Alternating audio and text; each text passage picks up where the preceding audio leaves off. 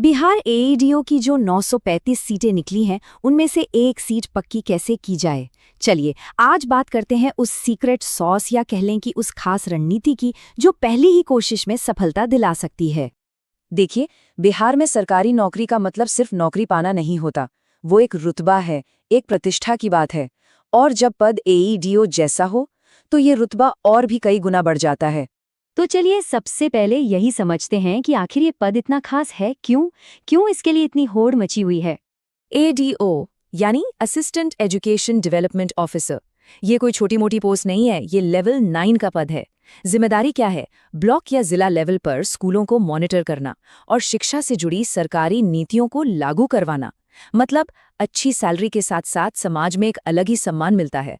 तो तैयार हैं सफर के लिए? चलिए अब सीधे घुसते हैं इसके चक्रव्यूह में। मेरा मतलब है परीक्षा के पैटर्न को समझते हैं।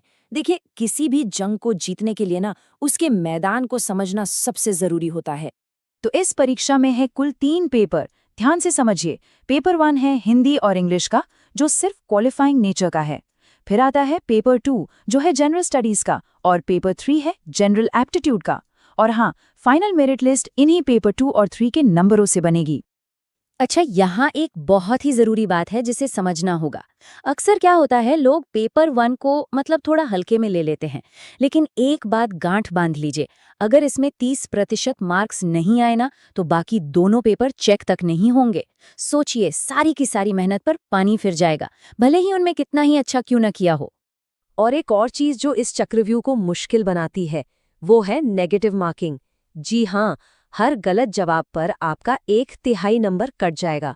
तो वही तुक्का लगाने से पहले 2 बार सोचना पड़ेगा।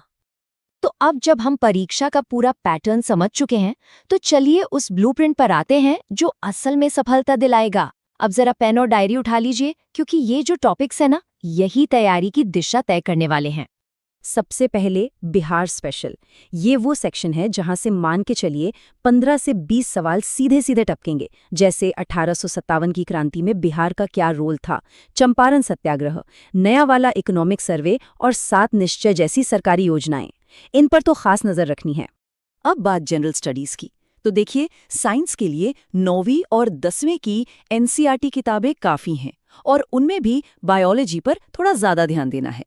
और करंट अफेयर्स, पिछले 1 साल की बड़ी बड़ी घटनाएं, जैसे कौन से अवार्ड्स मिले, स्पोर्ट्स में क्या हुआ, कौन सी सरकारी योजनाएं आईं, बस इतना अच्छे से तैयार कर लीजिए। अब आते हैं मैथ्स पर, जिससे कई लोगों को डर लगता है, लेकिन यहाँ हमारी स्ट्रैटेजी बिल्कुल सिंपल होगी। लो हैंगिंग फ्रूट्स वाली। मतलब हम पहले उन टॉपिक्स को पकड़ेंगे जिनमें कम मेहनत करके ज्यादा नंबर बटोरे जा सकते हैं, जैसे कि ratio, average, time and work, percentage और डेटा इंटरप्रिटेशन। इन टॉपिक्स पर अगर अच्छी पकड़ बना ली तो स्कोर को आसानी से बूस्ट किया जा सकता है। ठीक है, ये तो हो गई बात कि क्या पढ़ना है, लेकिन सवाल ये है कि पढ़ें कहाँ से और कैसे। तो चलिए अब तैयारी की असली रणनीति और सही किताबों पर भी बात कर लेते हैं। तैयारी का सबसे बड़ा मूल मंत्र है RPM स्ट्रैटेजी। बड़ा सिंपल है। R यानी रीड, पहले कोई भी टॉपिक अच्छे से एक बार पढ़ लो।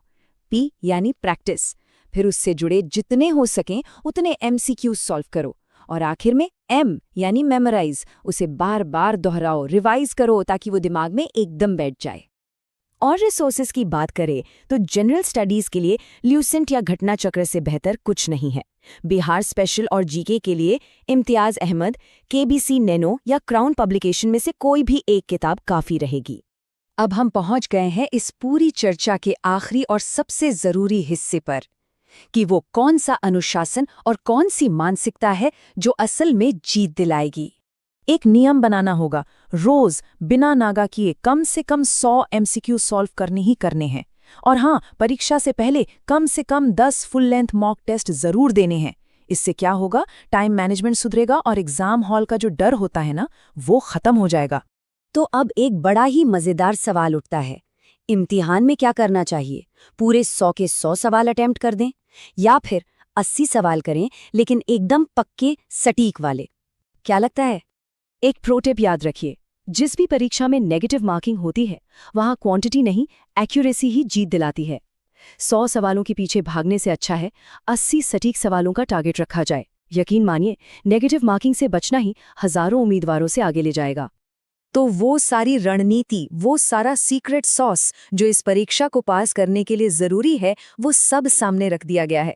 लेकिन क्या ये अपने आप में सफलता की गारंटी है, या ये बस